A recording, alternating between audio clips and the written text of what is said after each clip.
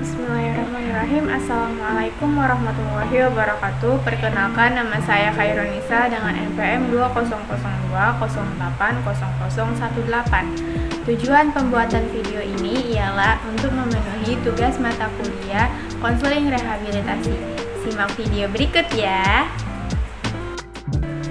Assalamualaikum warahmatullahi wabarakatuh. Di sini saya akan menjelaskan tentang macam-macam pendekatan di dalam konseling.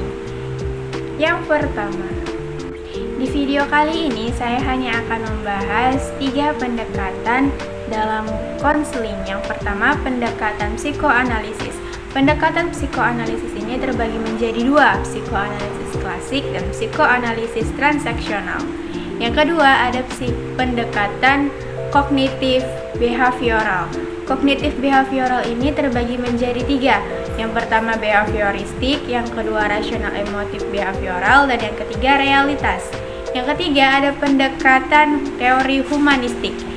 Pendekatan teori humanistik ini terbagi menjadi 3. Yang pertama personal centered therapy, yang kedua counseling self, dan yang ketiga ada gestalt. Baiklah, di dalam pendekatan yang pertama ini saya akan menjelaskan tentang psikoanalisis.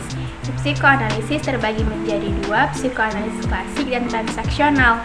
Di video ini saya hanya akan membahas tentang 5 pokok aja. Yang pertama sejarah tokoh, yang kedua pandangan terhadap manusia, yang ketiga tujuan konseling, yang keempat peran dan fungsi konselor, dan yang kelima ada tahap dan teknik konseling. Sejarah psikoanalisis klasik. Psikoanalisis klasik dikembangkan oleh Bapak Sigmund Freud yang lahir pada tanggal 6 Mei 1856. Sigmund Freud ini merupakan lulusan dari perguruan tinggi Universitas Wina, program studi kedokteran. Sigmund Freud mengembangkan pendekatan ini pada awal abad ke-19. Hobi beliau ialah membaca dan literatur. Psikoanalisis transaksional. Psikoanalisis transaksional dikembangkan oleh Bapak Eric Berne yang lahir pada tanggal 10 Mei 1910 dan merupakan seorang psikiater yang mengikuti Freudian psychoanalysis. Eric Berne mengembangkan pendekatan ini pada awal tahun 1950-an. Lalu bagaimana pandangan tentang manusia menurut psikoanalisis klasik dan psikoanalisis transaksional? Menurut psikoanalisis klasik, manusia dideterminasi oleh kekuatan-kekuatan irasional, motivasi-motivasi tidak sadar, kebutuhan dan dorongan biologis, serta naluriah, peristiwa-peristiwa psikoseksual yang terjadi selama 5 tahun di awal kehidupan. Menurut psikoanalisis transaksional, berakar pada filosofi aneudenistik, yang dimana filosofi ini menempatkan kepercayaan pada kapasitas individu untuk meningkatkan kebiasaan dan memilih tujuan dan tingkah laku baru. Lalu tujuan konseling menurut psikoanalisis klasik ialah untuk membentuk kembali struktur karakter individu dengan cara merekonstruksi, membahas, menganalisa, dan menafsirkan kembali pengalaman masa lampau yang terjadi di masa kanak-kanak pada konseli. Sedangkan psikoanalisis transaksional membantu konseli untuk membuat keputusan baru tentang tingkah laku sekarang serta arah hidupnya yang lebih baik. Lalu, bagaimana peran dan fungsi konselor di dalam pendekatan psikoanalisis klasik dan psikoanalisis transaksional? Di dalam psikoanalisis klasik, peran dan fungsi konselor ialah untuk membantu konseli dalam mencapai kesadaran diri, ketulusan hati, dan hubungan pribadi yang lebih efektif dalam menghadapi kecemasan melalui cara-cara yang realitas. Sedangkan psikoanalisis transaksional sebagai guru, pelatih, narasumber, dan sebagai fasilitator yang bersikap terbuka, bertanggung jawab, tulus, terbuka, serta hangat. Lalu bagaimana teknik konseling dalam psikoanalisis klasik dan psikoanalisis transaksional? Di dalam psikoanalisis klasik, teknik konseling yang dapat dilakukan yang pertama ada asosiasi bebas, yang kedua analisis mimpi, yang ketiga ada analisis transference, yang keempat ada analisis resistensi, dan yang kelima ada interpretasi. Di dalam psikoanalisis transaksional, teknik konseling yang dapat dilakukan ialah yang pertama interaksi tanya jawab dan yang kedua ada tindakan yang dapat diambil oleh konseling. Pendekatan yang kedua. Di pendekatan kedua ini ada kognitif behavioral, yang dimana kognitif behavioral ini terbagi menjadi 3. Yang pertama ada pendekatan behavioristik, yang kedua ada rasional emotif, dan yang ketiga ada realitas. 5 pokok aja. Yang pertama sejarah tokoh, yang kedua pandangan terhadap manusia, yang ketiga tujuan konseling, yang keempat peran dan fungsi konselor, yang kelima ada tahap dan teknik konseling. Sejarah kognitif behavioral. Kognitif behavioral ini dikembangkan oleh Bapak Aaron Beck pada tahun 1960-an yang bermula dari temuan klinis dan observasi pada kliennya yang menunjukkan bahwa klien mengalami depresi dan memiliki karakteristik distorsi kognitif. Bapak Aaron Beck lahir pada tanggal 18 Juli 1921. Sejarah behavioristik. Behavioristik ditemukan dan dikembangkan oleh Bapak B.F. Skinner yang lahir pada tanggal 20 Maret 1904. B.F. Skinner mengembangkan pendekatan ini pada tahun 1953 yang bermula menulis buku Science and Human Behavior, dan beliau pernah menjalani pendidikan perguruan tinggi di Universitas Harvard pada tahun 1931. Rasional emotif.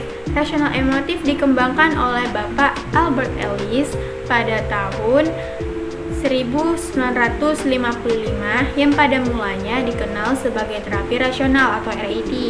Pernah menjalani pendidikan di perguruan tinggi Universitas Columbia pada tahun 1942 sampai 1947. Bapak Albert Ellis lahir pada tanggal 27 September 1913. Selanjutnya, sejarah realitas. Realitas ditemukan oleh Bapak William Glasser yang merupakan seorang psikiater Amerika yang berkelahiran pada tanggal 11 Mei 1925. William Glasser mengembangkan pendekatan ini pada awal tahun 1960-an. Pernah menjalani pendidikan perguruan tinggi di Universitas California pada tahun 1954 sampai 1957. Lalu bagaimana pandangan terhadap manusia menurut pendekatan kognitif behavioral, behavioristik, rasional emotif, dan realitas? Menurut kognitif behavioral, pendekatan ini berpandangan bahwa seorang individu memiliki perilaku yang dipengaruhi oleh kondisi mental. Sedangkan menurut behavioristik, pendekatan ini berpandangan bahwa setiap orang dipandang memiliki kecenderungan positif dan negatif yang sama, dan pada dasarnya tingkah laku manusia dibentuk dan ditentukan oleh lingkungan sosial dan budaya. Sedangkan menurut rasional emotif adalah berpandangan bahwa manusia sebagai makhluk yang memiliki potensi berpikir rasional dan irasional, serta makhluk yang memiliki kecenderungan mengembangkan dan sekaligus menghambat diri. Dan yang terakhir menurut realitas, yaitu berpandangan bahwa masa lalu bersifat lampau dan tidak dapat diulang maupun diubah kembali. Tujuan konseling. Tujuan konseling menurut pendekatan kognitif behavioral ialah untuk mengajak individu belajar mengubah perilaku, menenangkan pikiran dan tubuh sehingga merasa lebih baik, berpikir lebih jelas, dan membantu membuat keputusan yang tepat. Sedangkan tujuan konseling behavioristik ialah untuk memperoleh tingkah laku baru, penghapusan tingkah laku yang maladiktif, serta memperkuat atau mempertahankan tingkah laku yang diinginkan. Dan tujuan konseling menurut rasional emotif untuk memperbaiki dan merubah sikap, pandangan, cara berpikir yang tidak irasional agar konseli dapat mengembangkan diri dan meningkatkan percaya diri sehingga dapat menjalin hubungan sosial dengan baik. Yang terakhir, tujuan konseling realitas untuk mencapai identitas keberhasilan dengan cara individu mampu memikul tanggung jawab, yaitu kemampuan untuk mencapai kepuasan terhadap kebutuhan dasarnya. Lalu bagaimana peran dan fungsi konselor menurut beberapa pendekatan ini? Menurut kognitif behavioral, peran dan fungsi konselor yaitu bersifat lebih menjadi pendengar yang sensitif dan empatif ketika mendengarkan masalah konseli. Dengan begitu memudahkan untuk menggali informasi terhadap konseli. Sedangkan menurut behavioristik, peran dan fungsi konselor ialah aktif dan direktif, yang dimana aktif untuk melakukan intervensi dan membawa konseli dalam perubahan perilaku, sedangkan direktif untuk memberikan arahan secara langsung. Dan menurut rasional emotif, peran dan fungsi konselor ialah aktif serta direktif dan mengkonfrontasi pikiran irasional konseli secara langsung, serta menggunakan berbagai teknik untuk menstimulus konseli.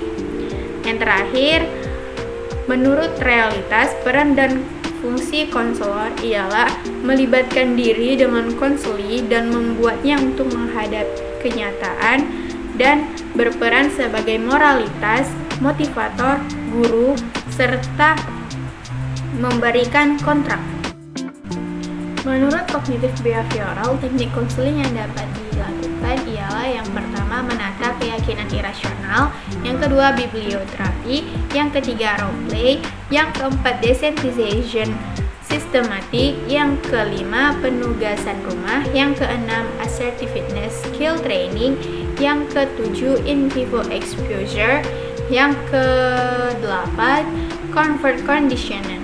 Sedangkan teknik konseling yang dapat dilakukan menurut pendekatan behavioristik ialah yang pertama teknik operant conditioning, yang kedua model assessment fungsional, yang ketiga relaxation training and relate method, yang keempat systematic desensitization, yang kelima exposure therapist, yang keenam eye movement, yang ke-7 Azarian training, yang ke-8 self management program and self director behavior, yang terakhir multimodal terapi.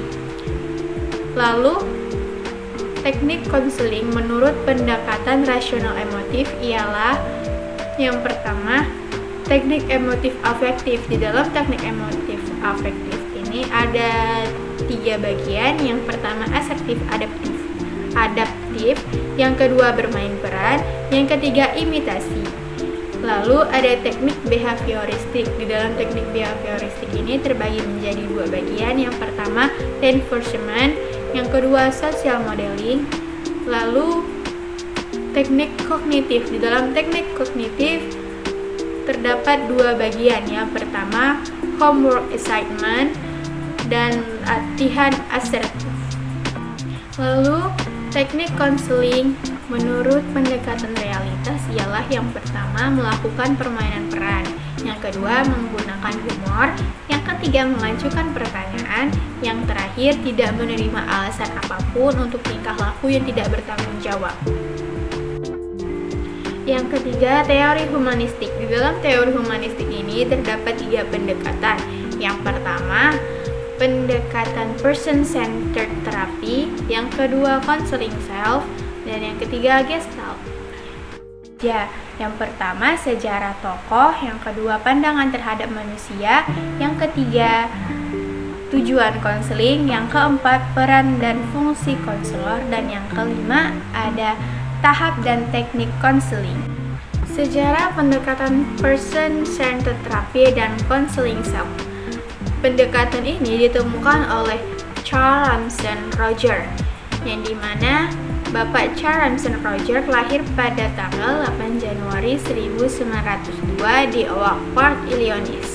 Beliau merupakan seorang psikolog yang terkenal dengan pendekatan terapis klinis yang berpusat pada diri klien. Sejarah gestalt terapi yaitu gestalt terapi ditemukan oleh Bapak Fritz Perls yang merupakan seorang psikiater, psikoanalisis, dan psikoterapis kelahiran Jerman. Fritz Perls ini lahir pada tanggal 8 Juli 1893. Terapi Gestalt dibuat pada tahun 40-an. Bapak First ini juga dikenal sebagai pecinta terapi Gestalt bersama dengan istrinya Laura First dan sosiolog Paul Goodman. Lalu bagaimana pandangan terhadap manusia menurut Person-Centered Therapy, Counseling Self, Gestalt Therapy?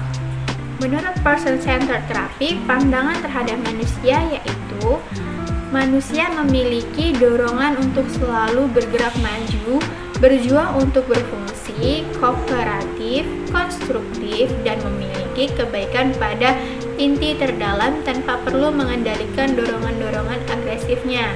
Sedangkan menurut Counseling Self, pandangan terhadap manusia ada dua. Yang pertama, manusia adalah sebagai rasional dan tersosialisasikan dan dapat menentukan nasibnya sendiri. Yang kedua, dalam kondisi yang memungkinkan, manusia akan mampu mengarahkan diri sendiri, maju, dan menjadi individu yang positif dan konstruktif. Dan yang terakhir, menurut Gestalt Therapy, berpandangan bahwa manusia dalam kehidupannya selalu aktif dan tidak hanya gabungan dari beberapa organ, akan tetapi manusia merupakan pribadi yang utuh dan terkoordinasi. Lalu, bagaimana tujuan konseling menurut Person-Centered Therapy? Menurut Person-Centered Therapy, tujuan konseling untuk membantu konseli dalam meningkatkan konsep diri positifnya. Sedangkan menurut Counseling Self, tujuan konseling ialah untuk membantu klien dalam menentukan tujuan konseli dan membantu klien dalam menciptakan suasana yang kondusif untuk melakukan eksplorasi diri sehingga dapat mengetahui hambatan-hambatan apa saja yang ada di dalam perkembangannya. Sedangkan menurut Gestalt, tujuan konseling untuk membantu klien atau konseli agar berani menghadapi berbagai macam tantangan maupun kenyataan yang harus dihadapi. Peran dan fungsi konselor menurut pendekatan Person-Centered Therapy ialah konselor tidak mengatur dalam menentukan proses perkembangan konseli, agar konseli dapat melakukannya dengan sendiri. Konselor merefleksikan perasaan-perasaan konseli, sedangkan arah pembicaraan ditentukan oleh konseli. Menurut Counseling Self, peran dan fungsi konselor ialah sebagai partner konseli dalam memecahkan masalahnya. Lalu menurut Gestalt, peran dan fungsi konseli ialah membantu konseli dalam mengembangkan kesadaran diri mereka sendiri tentang bagaimana mereka saat ini. Tahapan dan teknik konseling. Menurut pendekatan Person-Centered Therapy, ada beberapa tahapan dan beberapa teknik yang perlu dilakukan dalam konseling. Tahapan yang pertama yaitu bersifat eksternal, di mana konselor melihat bahwa dirinya sedang mengalami masalah. Tahap yang kedua, tahap proses komunikasi awal. Yang ketiga, tahap penerimaan, understanding, dan empati. Yang keempat, tahap di mana konseli menyadari perasaan tidak nyaman pada dirinya. Yang kelima, tahap konseli memiliki pengalaman dan kapasitas untuk bertanggung jawab.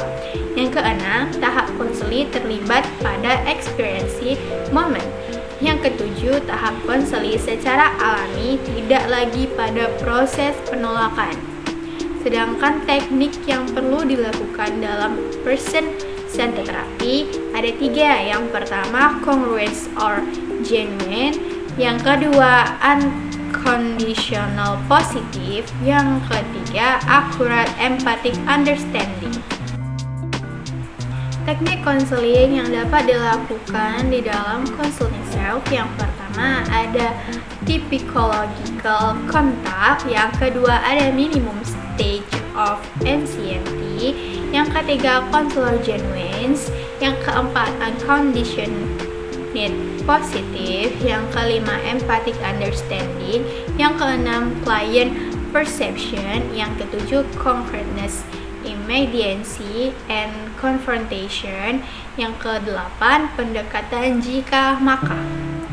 Menurut Gestalt, teknik konseling yang dapat dilakukan, yang pertama ada permainan dialog, Yang kedua, latihan saya bertanggung jawab. Yang ketiga, bermain proyeksi. Yang keempat, teknik pembalikan. Dan yang kelima, teknik dengan perasaan. Baiklah, demikian penjelasan dari beberapa pendekatan konseling yang dapat saya sampaikan. Sampai ketemu lagi di tugas video selanjutnya. Thank you for watching and jangan lupa like and subscribe-nya ya. Dadah.